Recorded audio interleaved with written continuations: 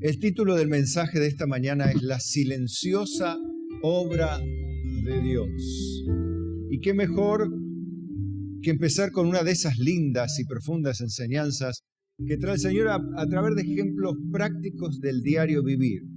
Vamos a transportarnos al tiempo de Jesús en su encuentro con el maestro Nicodemo. Nicodemo, un maestro de la ley, un teólogo de aquella época, ansioso en alguna medida de saber, al punto de exponer su reputación como judío y maestro y hombre principal, no cualquiera, un principal de entre los judíos, un gobernante religioso, que se atrevió a desafiar toda su reputación y a sus compañeros para encontrarse con aquel hombre tan conflictivo para unos, ¿no? El Señor Jesús. No era ningún conflicto, el conflicto lo tenían ellos. Pero bueno, nosotros vemos así. Y vamos a hablar de un ejemplo particular, la similitud con el viento, algo que nos parece tan habitual. Y dice, había un hombre de los fariseos que se llamaba Nicodemo, un principal de entre los judíos.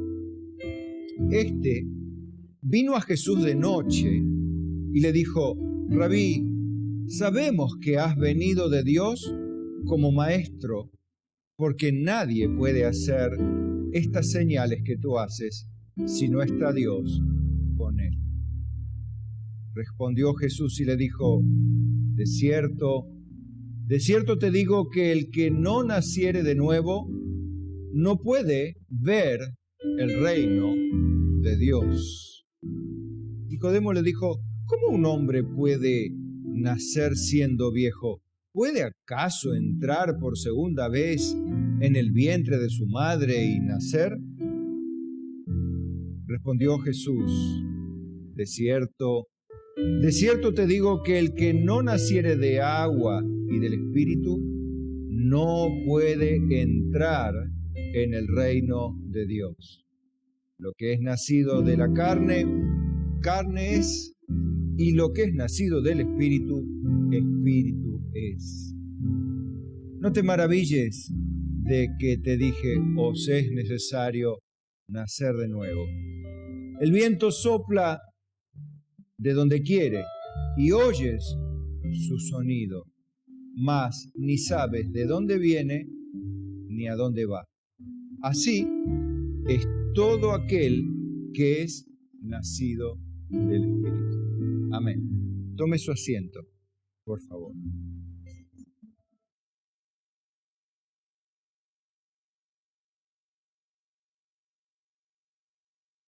En este encuentro vemos un maestro terrenal. Evidentemente había en él un grado de gracia que no lo tenían otros fariseos. Era un hombre justo, recto, que era sincero consigo mismo, pero por supuesto tenía sus miedos, como cualquier hombre, miedo a perder lo que tiene. Él tenía una posición muy importante, era un hombre respetado, era un hombre que se lo consideraba, tenía un trabajo muy especial, porque era el responsable de enseñar al pueblo las verdades de Dios. Obviamente no tenía la luz del Espíritu Santo a plenitud como hoy nosotros por lo menos deberíamos tenerla todos por ser nacidos de nuevo, si es que nacimos de nuevo. Pastor, ¿y si no nací de nuevo? Bueno, te es necesario para poder entrar, ver, entender el reino de Dios. Hay cosas que Dios concederá a los seres humanos por gracia común, como lo entendimos ya una vez. Hay cosas que Dios le permite a todos los seres humanos, sean nacidos de nuevo o no. Son fruto del amor. Dios hace llover su lluvia sobre justos y pecadores. Dios concede, por ejemplo, los beneficios de la prosperidad material en la mayoría parte del mundo. Escudo es el dinero, escudo es la ciencia, pero Eso es cierto y es don de Dios, pero la sabiduría excede a ambas, que da vida a sus poseedores, y la sabiduría es don de Dios también. La sabiduría de lo alto no la tienen todos, la sabiduría terrenal sí la tiene mucha gente. Pero Nicodemo era uno de aquellos que la gracia de Dios lo había alcanzado en cierta medida. Vino a Jesús de noche y le preguntó, reconociendo, y esto habla de el don de Dios, de permitirle ver por lo menos un maestro que venía de parte de Dios. Él decía, no puede alguien hacer lo que vos hacés si Dios no está con él. Él no le dijo que él era Dios todavía. No lo entendió así, no lo entendía. Pero sí lo entendía como un maestro que venía de parte de Dios por las señales que hacía. No hay forma de que esto venga de otro lado, ni del hombre ni del infierno. Esto viene de Dios. Él no tenía todavía la claridad, el discernimiento. No le había concedido Dios entender. Al punto que le dice, mira, hay una cosa, Timoteo, Nicodemo, que tenés que entender. Que si no naces de nuevo, no hay forma de que entres al cielo, de que veas o entiendas el reino de Dios. No hay forma. De cierto te digo, como aseverando, o sea, dándole firmeza al argumento. Y Nicodemo, claro, Nicodemo no era ningún sonso, era un intelectual. Y él esta pregunta no la hace desde la ignorancia absurda. ¿Cómo un hombre viejo puede nacer de nuevo un hombre siendo viejo? Él decía, obviamente no. Pero ¿cómo es esto? Porque es imposible. Y Jesús ahí le dice, y esta frase, si uno la lleva al original del escrito, la frase literalmente es nacer de arriba, más que de nuevo. Cuando uno ve los vocablos que se utilizan en el original, tienen que ver, o justamente se traducen literalmente como nacer de arriba, nacer desde el cielo o proveniente del cielo, o proveniente de lo que viene del cielo, nacer de arriba, ¿sí? Entonces, por eso le dice, con otras palabras, el que no naciere del agua y del espíritu, y el espíritu con mayúscula, no puede entrar en el reino de Dios. El agua, aquí, ¿cómo es? ¿Esto tiene que ver con el bautismo? No, porque el bautismo no es necesario para la salvación de un ser humano, ¿o sí? ¿Es una condición necesaria para ser salvo? No. Es una expresión de obediencia y fe a una persona que ha nacido de nuevo, que voluntariamente decide expresar públicamente en el contexto del pueblo de Dios su pertenencia al reino, su regeneración, su nuevo nacimiento, su nacimiento del Espíritu. Y entonces, nacer del agua, ¿qué significa? Porque si no naces del agua, no podés entrar al reino de Dios.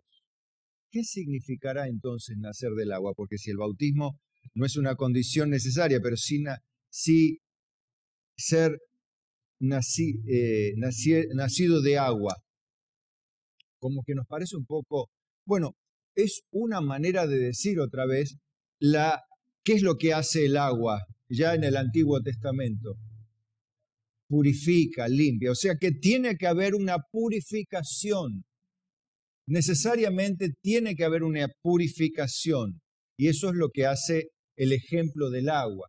Cuando el lavamiento del agua, por la palabra, es otra forma de decirlo también, tiene que haber un lavamiento.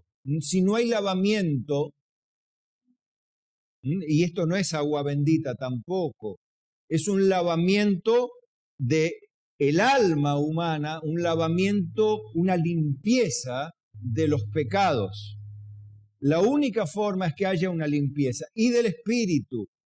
Tiene que ser obra del Espíritu Santo. No es una obra humana, es una obra silenciosa, pero gloriosísima. Es el milagro más grande que puede manifestar Dios a los ojos humanos. Por supuesto que hay muchos milagros que hace Dios.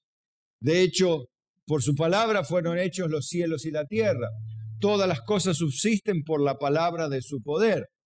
Pero el milagro más maravilloso, no el más grande, porque no vamos a ponerlo en una tabla de milagros, ¿no? pero sí lo más glorioso que Dios hace a la vista de los hombres es el nuevo nacimiento. Y lo interesante, que no tiene que ver esto con un alargamiento de piernas, como hoy hacen, ¿no es cierto?, algunos sanadores itinerantes, o yo diría errantes más bien, ¿no? O como, no digo que Dios no puede alargar una pierna, ¿no? Pero yo hablo de esta especie de milagro repetido, ¿no? Y que parece, pero no parece. Bueno, cosas que pasan. Bueno, Dios ha resucitado muertos, ha sanado a paralíticos, a cojos, mancos, ciegos. Bueno, las cosas que hace Dios son maravillosas, pero eso todo se ve. Pero lo que no se ve es justamente lo necesario para entrar al cielo. Lo que no se ve es nacer de nuevo. ¿Y cómo yo sé si alguien nació de nuevo? La verdad es que puedo inferirlo, pero no puedo aseverarlo a 100%, porque yo no puedo conocer la obra invisible de Dios. Yo puedo ver, y ahí es donde tiene relevancia, el resultado del viento, pero yo no veo el viento. Yo oigo el sonido del viento, pero no veo el viento. Yo puedo ver el resultado del nacer de nuevo, pero no veo el milagro del nuevo nacimiento. ¿Sí? Entonces, Jesús se lo dice en varias formas, pero evidentemente necesita una sola cosa el hombre, que el Espíritu Santo haga un milagro que el hombre no puede hacer, porque él le termina diciendo, mira Nicodemo, vos naciste de tu mamá, y lo que es nacido de carne, carne es, pero lo que es nacido del Espíritu, Espíritu es. O sea, un ser humano no puede engendrar un hijo de Dios. Un ser humano puede engendrar un hijo de hombre o hijo de mujer, ¿no? O como dice la Biblia esta frase, un nacido de mujer. ¿Sí? Nadie puede engendrar un hombre de Dios. Solo el Espíritu de Dios engendra y regenera un hijo de Dios. Eso es solo obra del Espíritu Santo. Y le dice Jesús a Nicodemo, separa las dos cosas. Lo que es nacido de la humanidad terrenal, ahí queda. Pero lo que es nacido del Espíritu es del Espíritu, es espiritual. Y le dice, no te maravilles que te dije, y se lo dice la tercera vez, os es necesario nacer de nuevo. Uno puede decir, bueno, pero hizo la oración de fe, se bautizó, viene a la iglesia. Todo eso lo puede hacer el hombre, cualquier humano lo puede hacer si tiene buena voluntad. De hecho, Nicodemo entró a ver a Jesús, pero Jesús no le dijo, bueno, Nicodemo, la salvación ha llegado a tu vida. Él le dijo, Nicodemo, hay algo que vos, siendo maestro, no podés hacer, es nacer de nuevo. Y esto tiene que ver con una independencia de la voluntad humana, porque ninguno de ustedes nació por su propia voluntad, de su mamá, ¿o sí? Usted no decidió, bueno, voy a nacer de mi mamá y de mi papá. Usted no lo decidió en tal caso su mamá y su papá, o uno de los dos, o como fuere. Pero obviamente la gracia de Dios así lo permitió, porque así Dios nos dio la capacidad de engendrar hijos en general y debemos estar agradecidos por ello. Pero no podemos, otra vez, tomar la decisión de nacer de nuevo. Pero entonces, pastor, y yo le voy a decir tranquilo ahora, porque el hecho de que la obra no la puedas hacer no significa que no tengamos responsabilidades delante de Dios. Porque podemos decir, bueno, pero ¿qué culpa tienen las personas a las cuales Dios no hace nacer de nuevo? ¿Qué culpa tienen? Sus pecados. ¿Y yo qué culpa tengo? Y vos no tenés culpa ni tampoco nada bueno, por lo cual naciste de nuevo. Sin embargo, todos somos llamados al arrepentimiento, a la fe y a venir a Cristo. Somos todos llamados. Ahora, debes entender que aunque seas más bueno que Nicodemo y más inteligente que Nicodemo, y aunque quieras reservar tu posición, necesitas nacer de nuevo. Y tómalo así. Nacer de nuevo es algo que no se ve. Se ve el resultado. Se oye lo que hace, pero no se ve quién lo hace. Vos no ves el viento, ves el resultado del viento, el sonido del viento, pero no ves al viento, ni tampoco ves de dónde viene ni de dónde va. Bueno, sí, va para el norte, va para el sur. En un sentido geográfico, sí, estamos parados acá, pero no vemos los movimientos ahora, pero pastor, ahora hay, qué sé yo, satélite y podemos ver en el teléfono los huracanes y desde el satélite, pero por supuesto, ahora podemos ver otra vez lo que hace el viento, pero la foto que saca el satélite no es la foto del viento, es la foto de las nubes, ¿sí? O sea, vemos el resultado del movimiento huracanado del aire, pero no vemos el aire. Bueno, pero se pueden sacar fotos de las partículas y sí, ya sé. Pero vamos al tiempo de Jesús, por eso te dije que vayamos allí para que lo entiendan. Jesús les da un ejemplo de hoy. Si hoy estaría Jesús, tomaría el satélite y daría un ejemplo. Pero como no estamos en el siglo XXI, si no estamos en el siglo, en el siglo cero, en el tiempo, en los años cero, digamos, ¿no?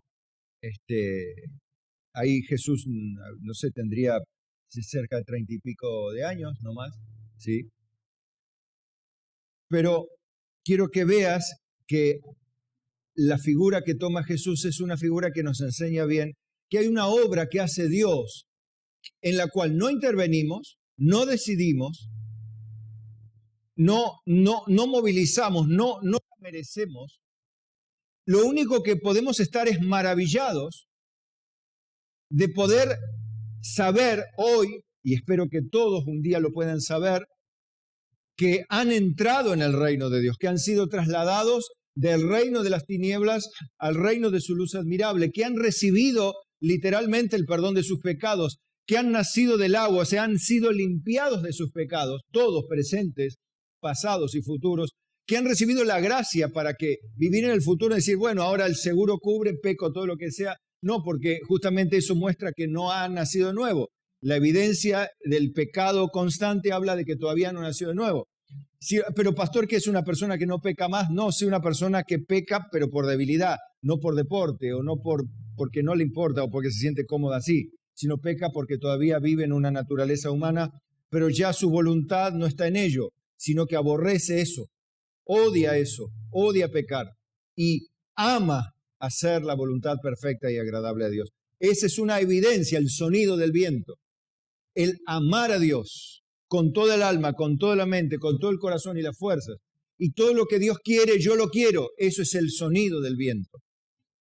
Y usted lo que tiene que escuchar es el sonido del viento para ir afianzando esas cosas. Pero aquí otra vez Jesús le remarca la necesidad de nacer del Espíritu indefectiblemente, porque no hay forma de entrar al cielo si no es nacido de arriba, no de mamá y papá, sino de arriba. Por eso también los adolescentes, los jóvenes, tienen que nacer de nuevo. El nuevo nacimiento no es algo hereditario. Mis hijos no nacen de nuevo porque yo nací de nuevo. No son salvos porque yo soy salvo. Ellos necesitan ser salvos.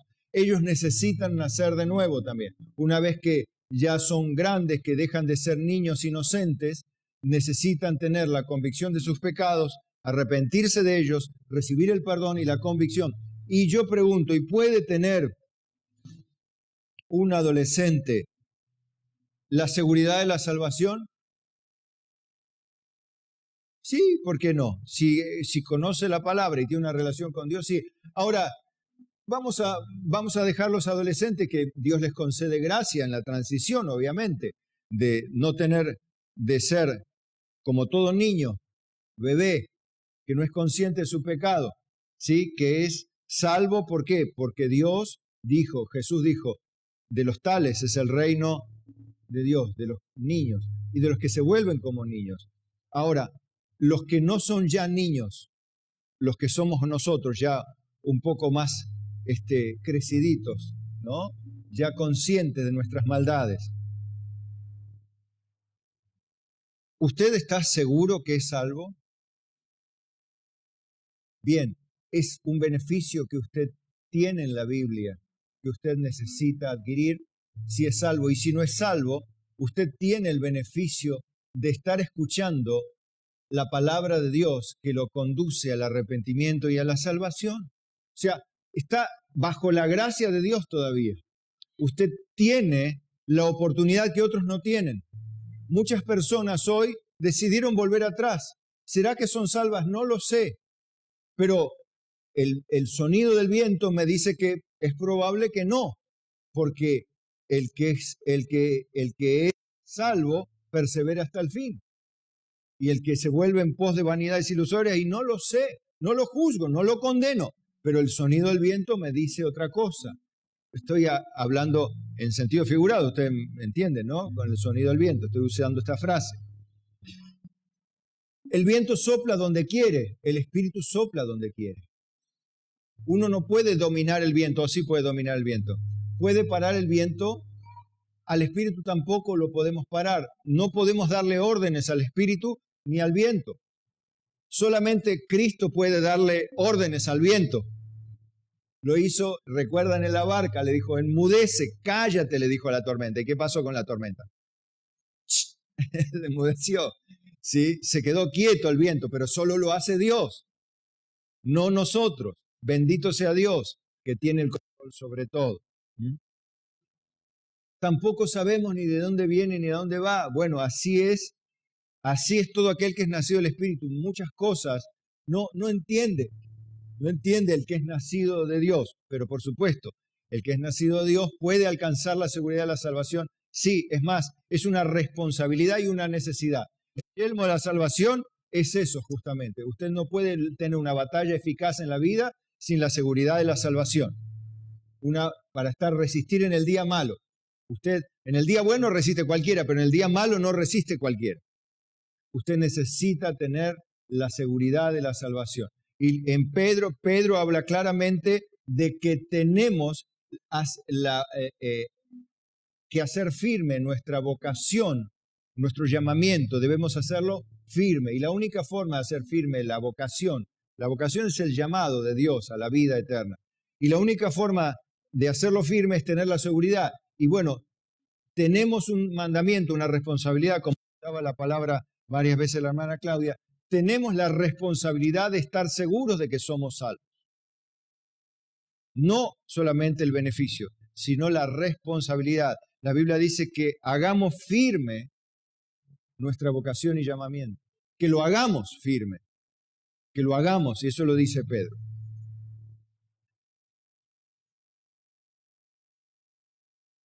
Fíjese que también citaba estas palabras Salomón, un hombre sabio, que no vino con la sabiduría, sino que Dios se la dio, pero porque Él la pidió. Y el ejemplo de Salomón lo usamos en el anterior mensaje, de cómo él no buscaba para sí, él buscó sabiduría para gobernar. Él no quería la muerte de sus enemigos, riquezas, fama, gloria, poder y muchos días para vivir. Él lo que le pidió es capacidad para hacer un servicio eficiente a la nación que iba a gobernar. Cualquiera querría todo lo demás, fama, gloria y poder, porque eso quiere la carne, pero él no quiso las cosas de la carne, él quiso y Dios le dio lo que él pidió, más lo que no pidió, se lo dio, pero porque él lo puso a disposición, quería estar a disposición o al servicio de Dios, del pueblo de Dios, porque dijo, tu pueblo, decía él, y para servir a los demás. Fíjese en capítulo 11, en el verso 4, dice, y esto habla de un llamamiento también, ahora a nosotros, a trabajar para Cristo, aunque muchas veces no entendamos Nosotros decimos, yo si no me dicen, no me explican bien, yo no voy a hacer nada todavía. Y no es lo correcto, porque te va a pasar esto, si estás esperando que Dios confirme todo. Hay gente que usa demasiados vellones, ¿no? Para confirmar todo. Muchas veces no es cuestión de que Dios siga confirmando. A veces queremos trabajar en lo que nosotros queremos trabajar, pero nos llaman a trabajar y no nos gusta y no queremos. Como si tuviésemos que entender o tuviese que coincidir con nuestros gustos. A ver, muchas veces que yo me siento cómodo haciendo lo que sé hacer. Está bien y es natural que así sea, pero muchas veces uno no puede hacer todo lo que quiere hacer, pero sí hay que hacer lo que se necesita hacer. Y a veces somos así, hermano. No, si no coincide con lo que yo, las cláusulas que puse, adiós honesta, tiene que cumplirse esto y esto. Si no, que vaya a contratar a otro obrero. Entonces voy a decir, bueno, listo, no hay ningún problema, vamos a contratar a otro. ¿Qué va a hacer? Como si yo le pudiese poner en aprietos a Dios. ¿O puedo ponerle en aprietos a Dios? No. Más vale que digamos, Señor, he aquí tu siervo. Manda que tu siervo oye. Esa es la actitud correcta. Manda, Señor. Lo que tú digas está bien. Observa entre los discípulos. El Señor juntó a un celote revolucionario contra Roma y un cobrador de impuestos. ¿Quién quiere trabajar junto a ese? Es difícil, ¿no? Dos opositores políticos, acérrimos, los puso a trabajar juntos.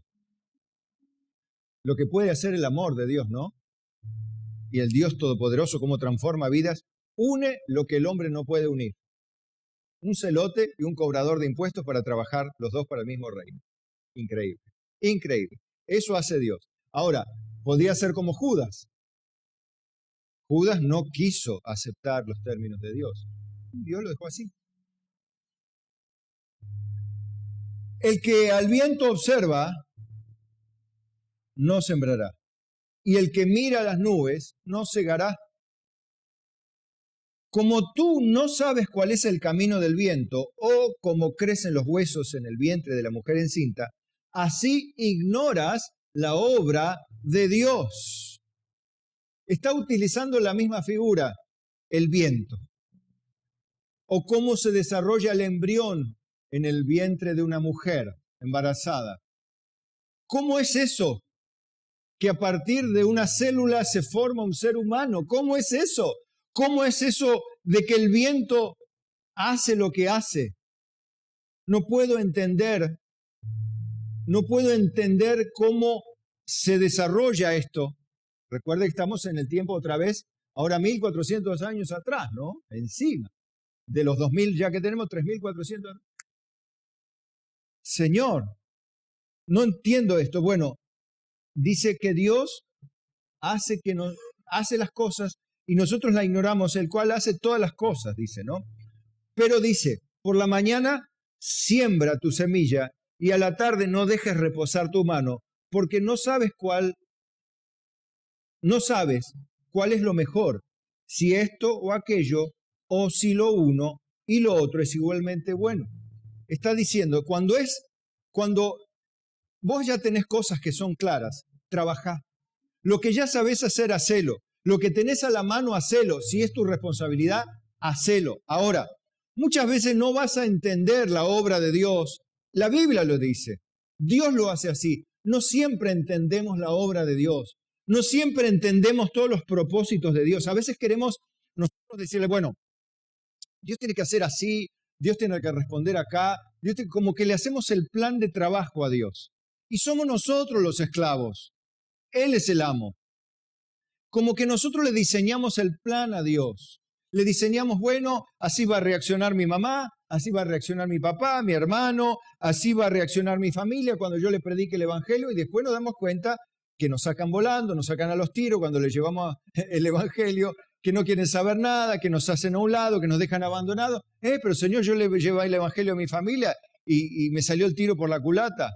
Bueno, pero yo le hice la invitación y fui con amor, le fui con versículos, le llevé, para colmo, le llevé un mensaje al pastor, pero me dijo de todo, dijo.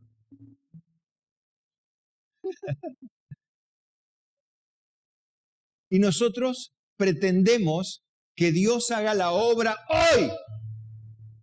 Cuando yo le predique ahí, tiene que empezar a llorar y él se va a compungir de sus pecados y va a sentir que el Espíritu Santo lo inunda y que viene la gloria de Dios. Cuando escuche este mensaje ya sé. Y cuando dice, no, ya hace así, visto. Pero y nada más. Y la oración de fe. Y el cambio que hay, no. Y siguen la misma vida, la misma forma. Pero nosotros decimos, Dios no está obrando. Eso es lo que vos no ves. La obra de Dios.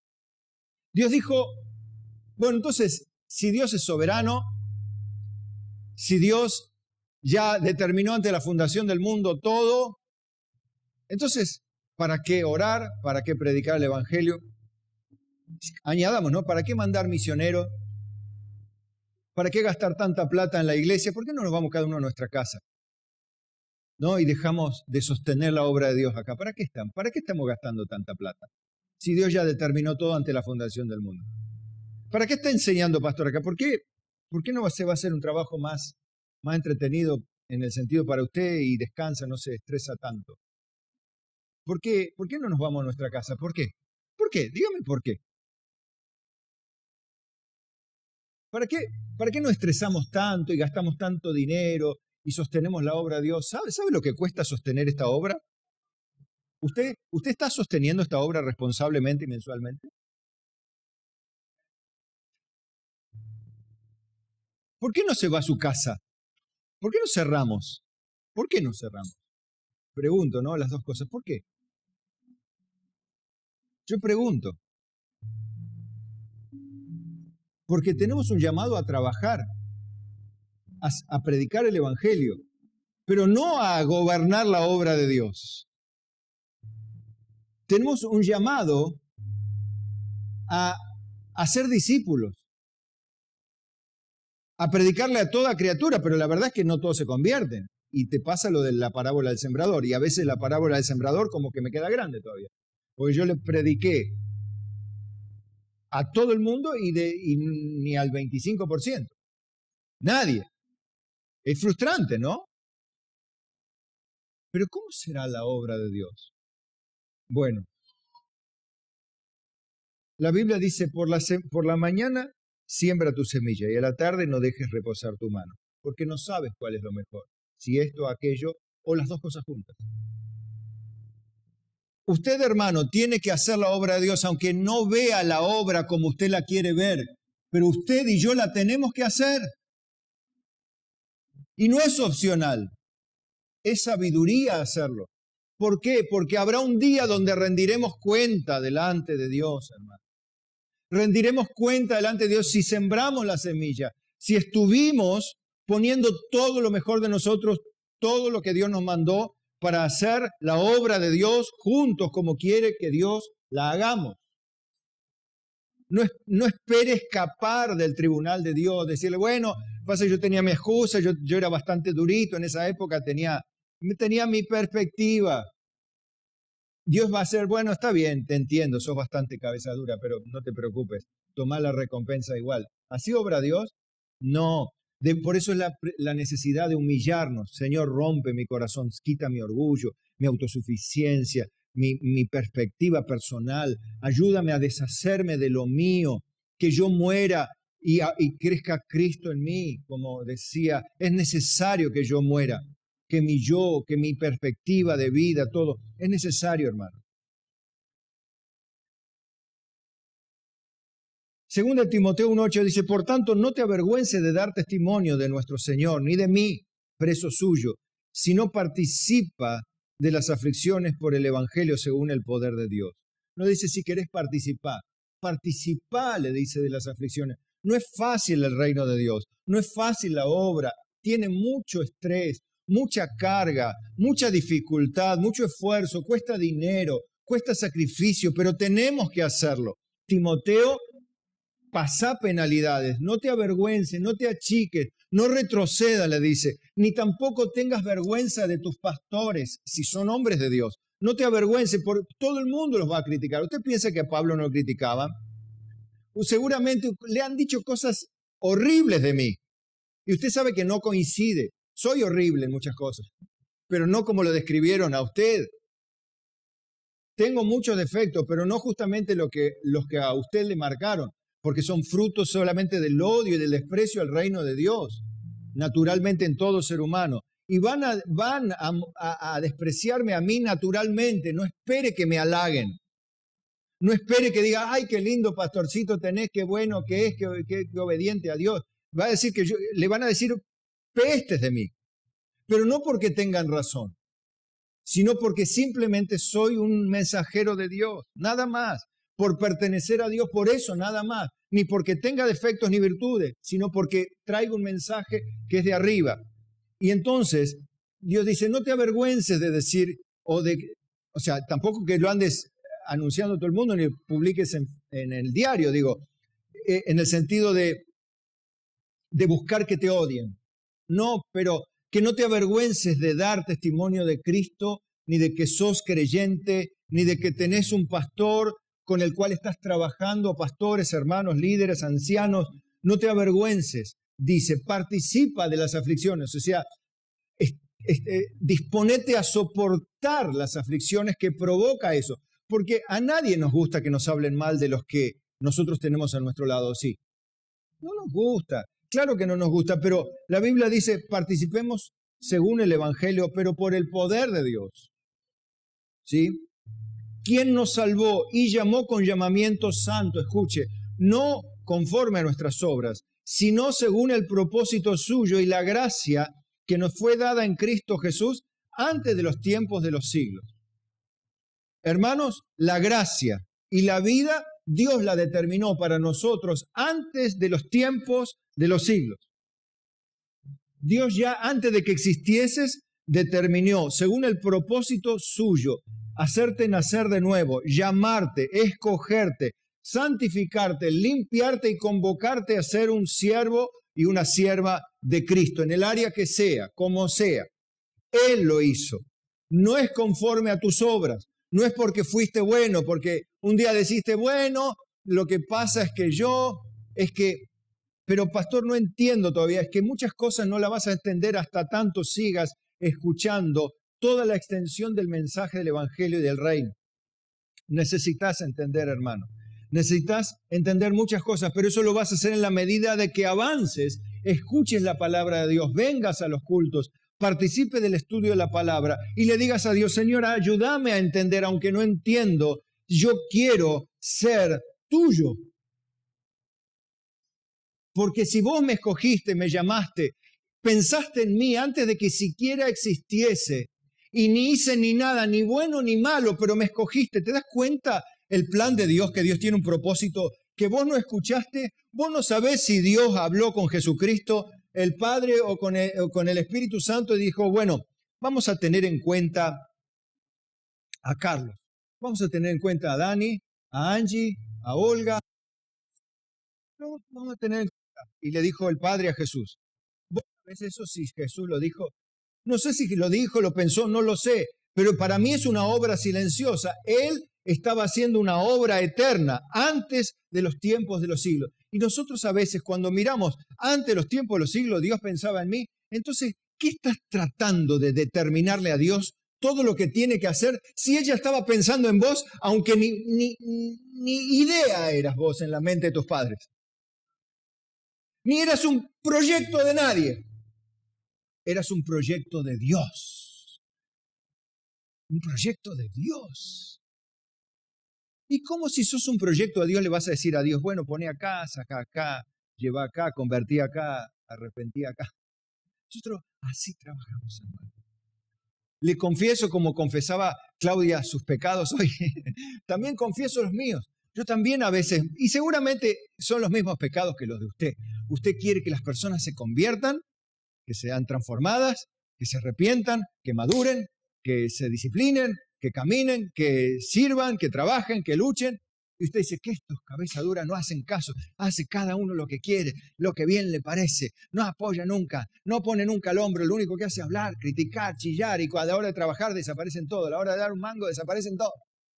Todo amor, pero a la hora de hacer el esfuerzo, si te he visto, no me acuerdo.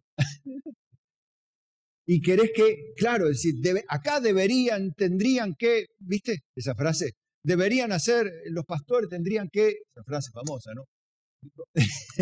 Nos pasa un poco que queremos, acá esto tiene que ser de otra forma. Y le damos el plano. Y Dios dice, shh, el proyecto es mío, no es tuyo. El plan es mío, yo tengo una obra silenciosa que abro, pero en mis tiempos, a mi forma, a mi manera. No es a la tuya. Como son altos mis caminos que los vuestros, como es los cielos de la tierra, así más altos mis caminos que vuestros caminos, mis pensamientos. Otra vez, es el mismo principio. O sea, lo que yo estoy pensando nada que ver con lo que vos estás pensando, dice Dios. Mire, le voy a mostrar cómo Salomón observa la obra universal de Dios y al mismo tiempo invisible. Mire, él lo comprendió. Por supuesto, Dios le dio sabiduría. Ay, pero yo no tengo esa sabiduría. Y bueno, ¿y cuál es el problema? El que tiene falta de sabiduría, pídala. ¿A quién?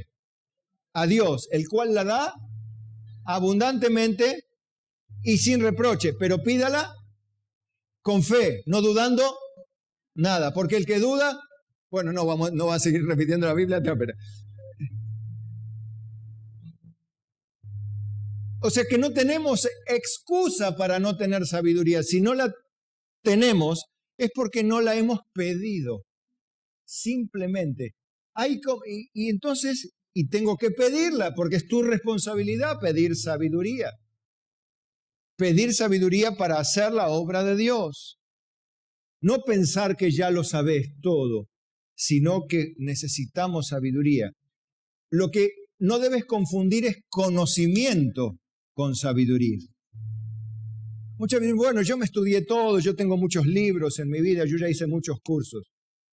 Está bien, espero que hayan sido libros correctamente centrados teológica y bíblicamente, pero más allá de eso, que es otro tema, eso no es tener sabiduría, eso es tener intelectualidad y en el mejor de los casos conocimiento teológico, pero eso no es sabiduría. La sabiduría es la capacidad que viene de Dios para administrar sabiamente ese conocimiento y aplicarlo de manera oportuna, de forma oportuna.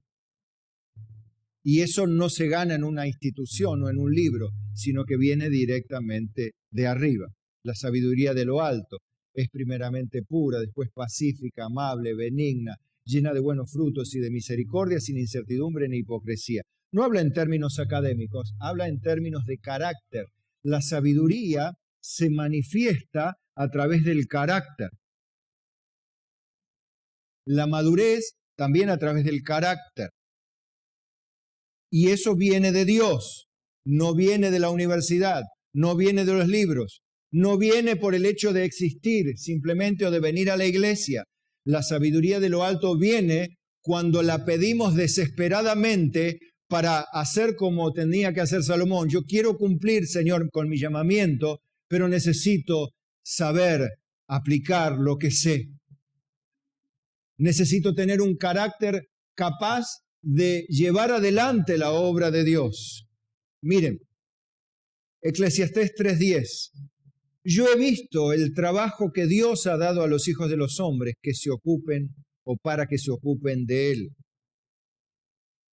Todo lo hizo hermoso en su tiempo y ha puesto eternidad en el corazón de ellos, sin que alcance el hombre a entender la obra que ha hecho Dios desde el principio hasta el fin.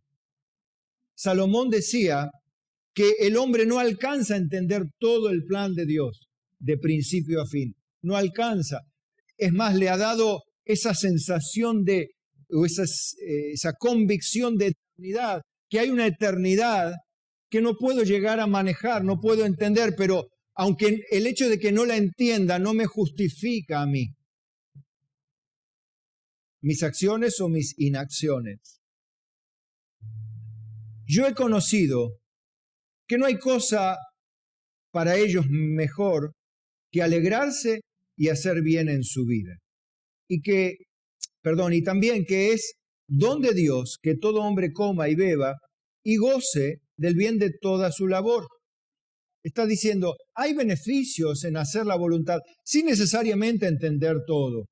Hay algo que Dios te da que es la satisfacción de hacer, de dar, de servir. ¿No le pasó esto de que es más bienaventurado dar que recibir? Pero el hecho de que vos das no significa que entendés todo lo que pasa cuando das. ¿Por qué no te retribuyen de la misma manera con que vos diste, serviste y ayudaste? Que no es tuyo el control de la obra de Dios. No es que va a pasar matemáticamente todo lo que vos esperás. Salomón le decía, no alcanza el hombre a entender la obra de Dios. La obra es de Dios, no es de Carlos. Entiéndalo. Yo fui convocado a esta obra, pero Dios tenía una obra antes que yo fuese. Yo trabajo aquí, pero no soy el dueño. Vos trabajás acá, pero no sos la dueña o el dueño. No somos. Somos esclavos de un amo, siervos de un señor y trabajamos juntos. Claro que hay grados de responsabilidad y compromiso, pero lo que quiero ayudarte a entender es esto, que hay una obra silenciosa que no vas a entender muchas veces. Y muchas veces vas a renegar, muchas veces te vas a enojar hasta contra Dios. O te vas a frustrar porque Dios no hace todo lo que vos esperabas que pase. No pasa todo lo que esperabas que pase. Vos sabés las veces que yo me he frustrado y he esperado en este lugar cosas, personas y actividades y cosas y reacciones. He esperado y me he cansado y me he frustrado. Como usted. ¿Y qué hice? Y empecé otra vez a reanimarme, a valorar lo que tiene valor, a ver lo que Dios ya me dio, a disfrutar de lo que tengo, a compartir y ver los valores buenos de las personas, las cosas positivas, dejar las negativas atrás y no tratar de convertir a los que no quieren convertirse. No puedo cambiarle el corazón a nadie. Me di cuenta, años atrás yo trataba de convencer y lo lograba, pero después era peor el remedio que la enfermedad. Era más dolor de cabeza, era al final retener a una persona que no quería convertirse, no quería entender, que dejar simplemente que haga lo que ya determinó en su corazón. Como el hijo pródigo. El hijo pródigo, el padre lo trató de convencer, por ejemplo.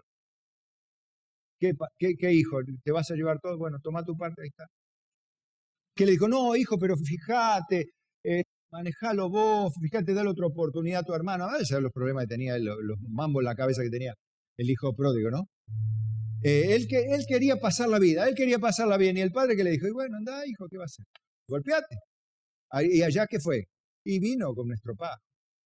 Vino un desastre. ¿Y el padre se lo impidió? No, yo tampoco. Vos tampoco. O sea, conversamos, pero cuando no da. O sea, no trates de hacer la obra que Dios no hace. No trates de manejar el corazón a las personas. No trates de clavarle la palabra de Dios y ametrallarlo a versículos porque no va a entender. Porque si no nació de nuevo, no hay forma. O sea, no vas a hacer la obra del Espíritu porque la hace el Espíritu y no vos ni yo. Se perdió. ¿Qué va a hacer? Se perdió. No hay forma. Por eso tenemos que ir, como decían los discípulos, ¿no escuchan el Evangelio? Sacudimos el polvo de la sandalia y seguimos para allá. ¿No escuchan el Evangelio? Seguimos para allá. Porque hay mucha gente, hay muchos escogidos por ahí que hay que encontrar. Y yo me di cuenta, vaya a saber, todo el trabajo, por ejemplo, pensaba ahora en el retiro de jóvenes, si Dios no tendrá algunas de estos chicos que son escogidos de Dios, digo, ¿será? Bueno, démosles la oportunidad de que lo sean. Y en algunos casos creo que sí, y me alegro un montón, y trabajo por ello. No sé, yo quisiese que todos se conviertan. Pero yo le voy a decir, bueno, Dios, al final, ¿para qué hacemos esto? ¿Para qué trabajamos? ¿Para qué nos gastamos? ¿Para qué invertimos tanto dinero, tanto tiempo? Nos ponemos todos en estrecho. ¿Para qué? Para al final, para nada. Y me voy a enojar con Dios. Y Dios me dice, shh, estoy trabajando. cuando los grandes hablan, los chicos se callan. Ese Dios. Y bueno. Pero fíjese, he entendido, ojalá que todos lo entendamos, verso 14, que todo lo que Dios hace será perpetuo, es eterno. Sobre aquello no se añadirá, ni de ello se disminuirá. Y lo hace Dios, para que delante de Él teman los hombres, para que tengan respeto, para que no se alteren ni se atrevan a cuestionar a Dios. Eclesiastés 7:13 dice, mira la obra de Dios, porque ¿quién podrá enderezar lo que Él torció? En el día del bien, goza del bien, y en el día de la adversidad considera, Dios hizo tanto lo uno como lo otro a fin de que el hombre nada halle después de Él. Hay cosas que Dios tuerce, cosas que Dios dice, uno piensa, ¿no? Pero sí, ¿por qué Dios no lo hizo nacer de nuevo a Judas? Anda a cuestionarlo vos a Dios. Porque Él dijo, yo tendré misericordia del que tenga misericordia y me compadeceré del que quiera compadecerme. ¿No soy libre de amar a quien quiera? En el amor no hay ley.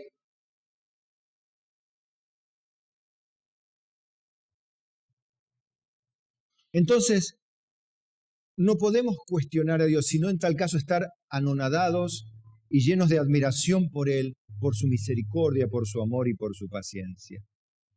Eclesiastés 8:16. Yo pues dediqué mi corazón a conocer sabiduría. Dediqué mi corazón a conocer sabiduría. Se da cuenta que no es cuestión de decir, bueno, Señor, mandame el chip. Que sea de 512 gigas, ¿sí? Por favor. No me mandes el de 256. Por favor, mándame el de 512.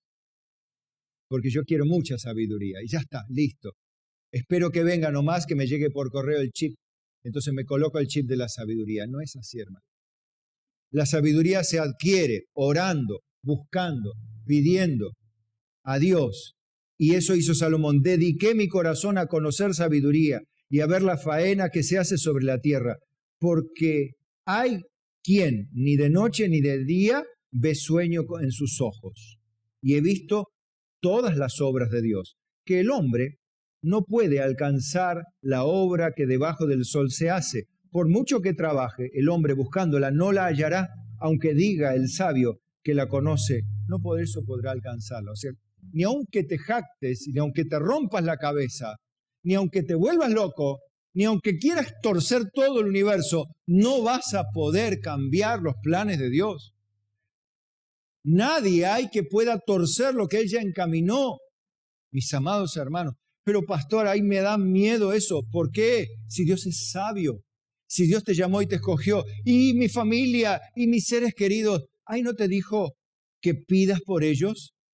¿Y por qué no pedís? Y no, bueno, porque si Dios ya escogió desde antes la fundación del mundo soberanamente a todos, entonces ¿para qué orar?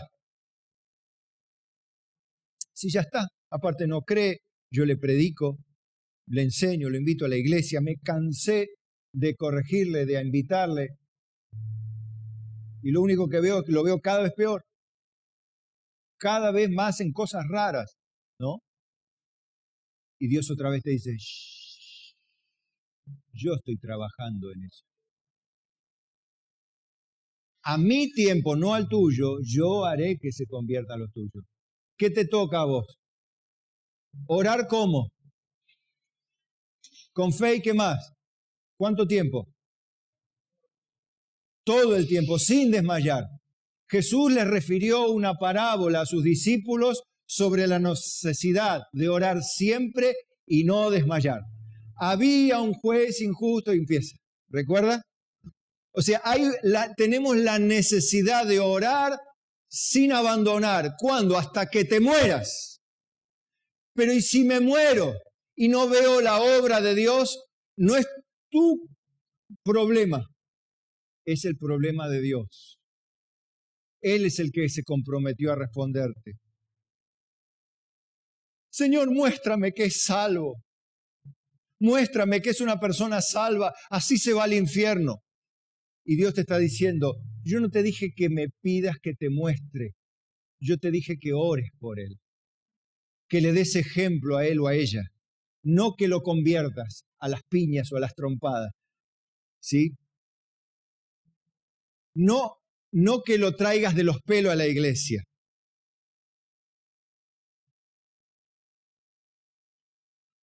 Bueno, si tiene 40 años, obviamente no. Pero si tiene 7, dice, no, yo a la iglesia no voy, papá. Bueno, hay que respetar al chico. No, ¿y por qué no? ¿Por qué hay que hacer esa diferencia entre las personas? Porque el chico no tiene la capacidad para discernir lo bueno de lo malo todavía. El chico va a querer lo que le gusta a su carne, lo que le agrada a él, no lo que le agrada a Dios. El chico no tiene la capacidad de saber lo que le agrada a Dios, pero lo que le agrada a Dios es lo correcto, ese es el punto. Entonces a él le tenés que instruir, animar, enseñar a entender lo que es bueno y agradable delante de Dios y beneficioso para toda su vida. ¿Entiendes? Pero si ya a los 40 le estás diciendo, mirá, nene, si no venís, no te hago la comida. O te vas a la pieza sin dormir. Y 45 tienen. Bueno, no. ¿Está? Entiende cada cosa. O sea, uno tiene que empezar a orar por sus hijos que no están convertidos, pero ya si son mayores, ya no hay forma de torcerle el brazo. Porque vos sos así, tu hijo es así. Pero tu hijo es así y Dios es así. Y Él es el que nos tuerce el brazo a nosotros, no nosotros. Pero nosotros lo queremos hacer nosotros. No, mamá, no, papá. Nosotros queremos que respondan, no. La obra de Dios es silenciosa en tanto y en cuando también nosotros cumplamos con nuestra responsabilidad. Y si yo no oro y si yo no le doy ejemplo, y probablemente se perderá. ¿Y cómo sé eso? Y bueno, no sé, la Biblia enseña que debemos hacer discípulos, disciplinar a nuestros hijos en el Señor. Bien.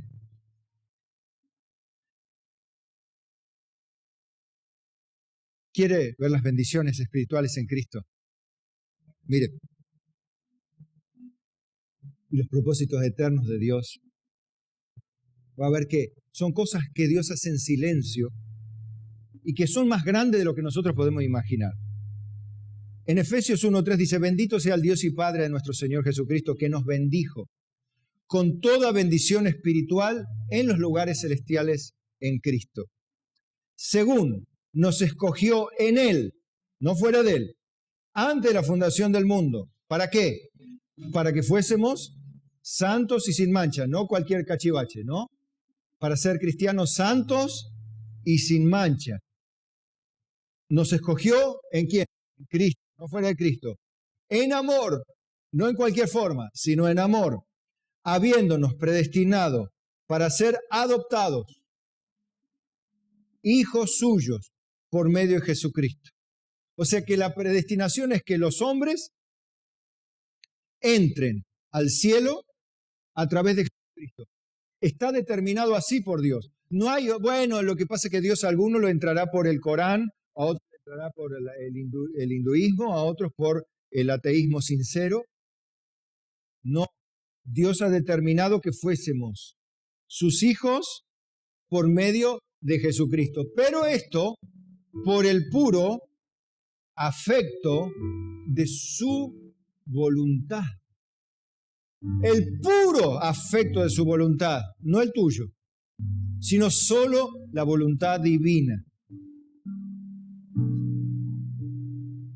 ¿Pero para qué también? Para alabanza de la gloria de su gracia con la cual nos hizo aceptos en el amado, en quien tenemos redención por su sangre, el perdón de pecados, según las riquezas de su gracia. Miren, hay tanta riqueza en Dios para perdonar. No hay pecado que Dios no pueda cubrir.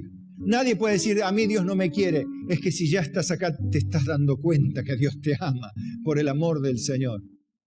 que Él ha derramado su gracia para que entiendas, como lo hizo sobre Nicodemo. Nicodemo, por favor, necesitas a Dios para nacer de nuevo. Necesitas nacer del Espíritu para entrar al reino de Dios. Le diría, Nicodemo, ¿querés ir al cielo? Dale a Cristo tu corazón, dale a Cristo tu vida, deja que Él te haga nacer de nuevo. No te endurezcas. Lo interesante es que Él no solamente nos dio eso, sino el perdón, y con ello nos hizo sobreabundar para con nosotros en toda sabiduría e inteligencia, dándonos a conocer el misterio de su voluntad. Escuchen, hermanos, el mundo no sabe cuál es la voluntad de Dios. El mundo anda loco, odiándose entre todos, tratando de crear un Dios a su medida, a su manera. Pero Dios tiene una sola manera y tiene una obra silenciosa y oculta que no está manifestada al mundo, está manifestada a la iglesia.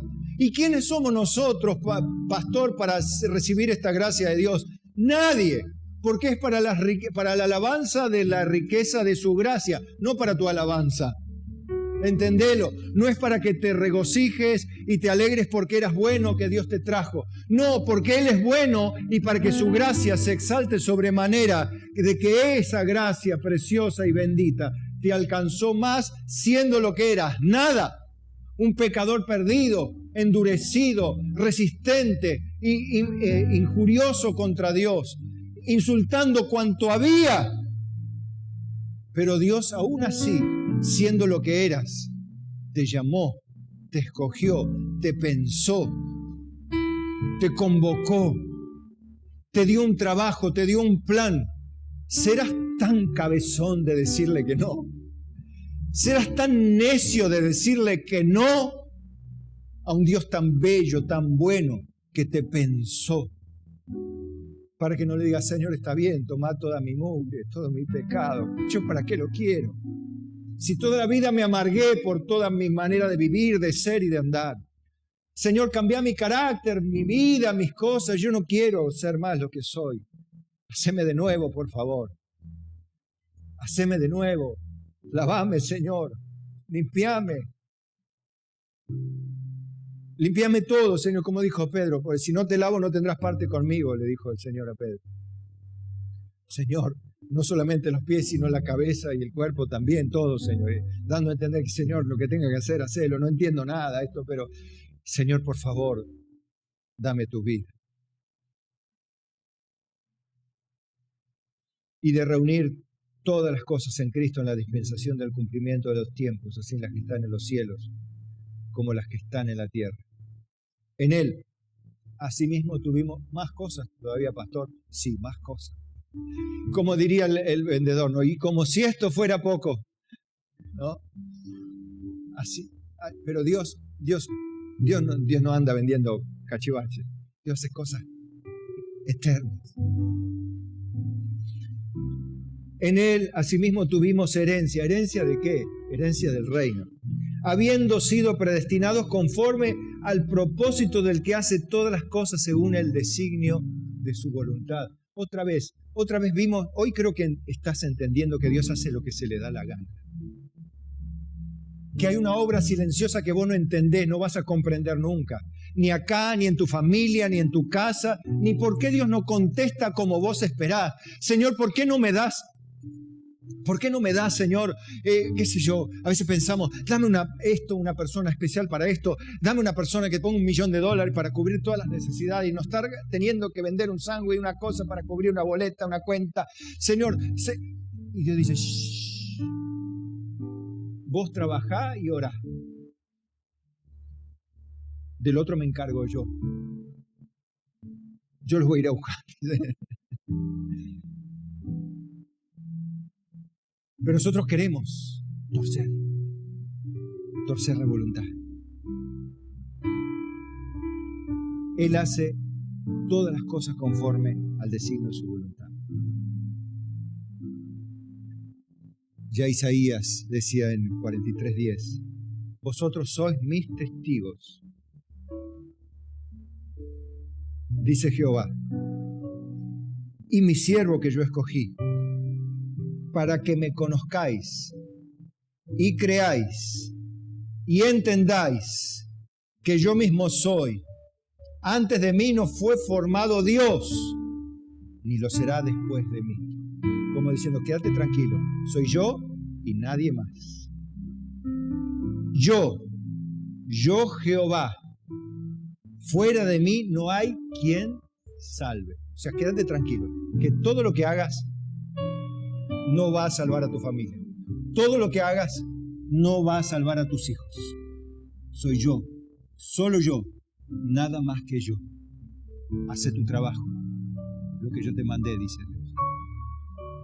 No cuestiones mi obra silenciosa, porque no la vas a entender. Algunas cosas te voy a enseñar, pero otras no las vas a saber.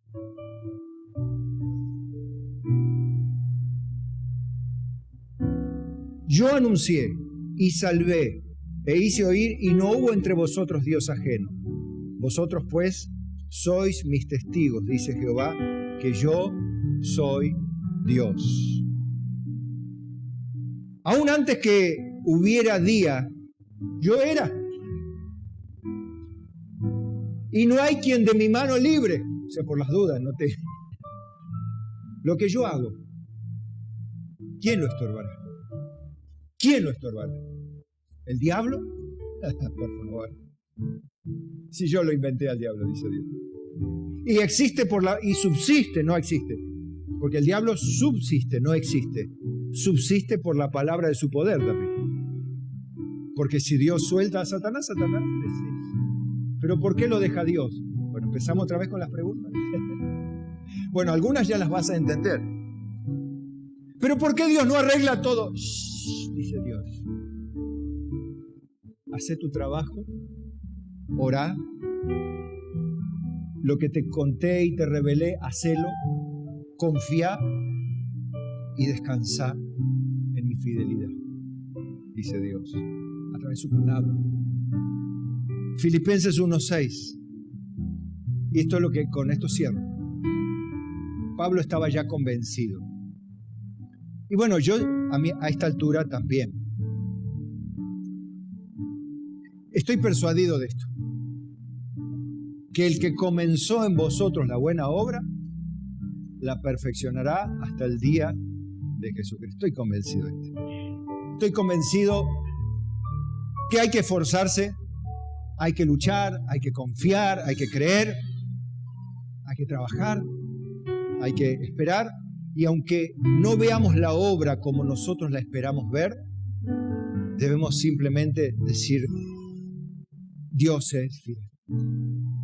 Dios cumplirá su propósito y todo lo que Él ha determinado lo llevará hasta la perfección. Amén.